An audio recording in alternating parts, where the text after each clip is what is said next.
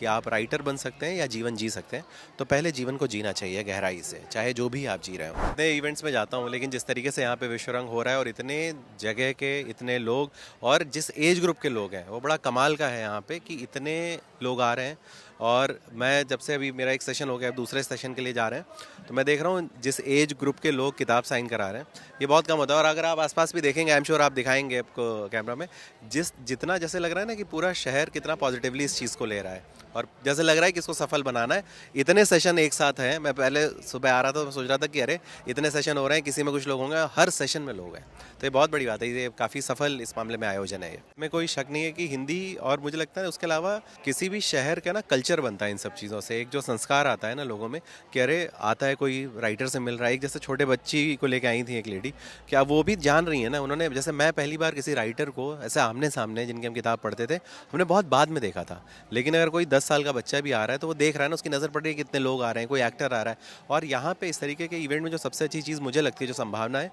कि क्या पता कोई आर्टिस्ट जो आया है उसकी एक लाइन से किसी सुनने वाले की ज़िंदगी हमेशा के लिए बदल जाए, तो ये संभावना बहुत बड़ी है। भोपाल का इस तरह के इवेंट्स का गढ़ बनता जा रहा है आने वाले समय में, और भी शूटिंग भी काफ़ी हो रही है, एक्टर्स भी काफ़ी बड़े बड़े आते हैं। नहीं तो मैं तो इनफैक्ट यहाँ पे एक शूटिंग के ही चक्कर में आया था, और बड़ा अच्छा माहौल है, और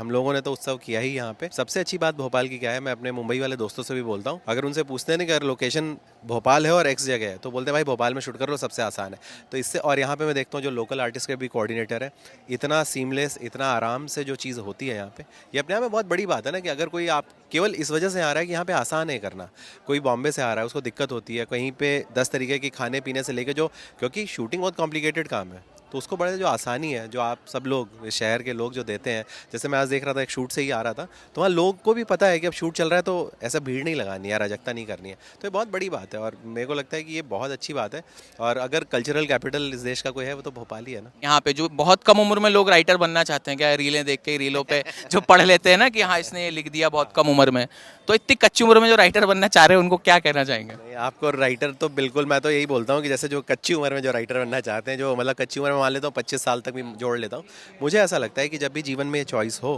कि आप राइटर बन सकते हैं या जीवन जी सकते हैं, तो पहले जीवन को जीना चाहिए गहराई से, चाहे जो भी आप जी रहे हो, जो भी आपका जीवन हो। लिखना उसका डाइल्यूटेड फॉर्म है, लिखना सेकेंडरी है, लेकिन अगर आपने गहराई से जिया है ना, तो वो आप निचोड़ लेंगे बाद में। लेकिन आपने जिया ही नहीं, या मैं पूछूंगा सबसे अच्छी आपकी याद क्या है, मैंने कॉलेज में पूछा जाके, तो वो सारे लोग ना वहाँ पे 60% 80% बच्चे जो थे, वो फोटो देखने लगे, कहते हमने तो सब कुछ, आप फोटो लेते समय भी वहाँ नहीं थे, आप फोटो के लिए थे। तो मुझे वो चीज़ लगती है, आप गहराई से जिए, लिखना होता रहेगा, आपको एक दिन ऊपर वाला अपने मन से जो भी आपके अंदर का भगवान होता है वो रास्ता दिखा देगा।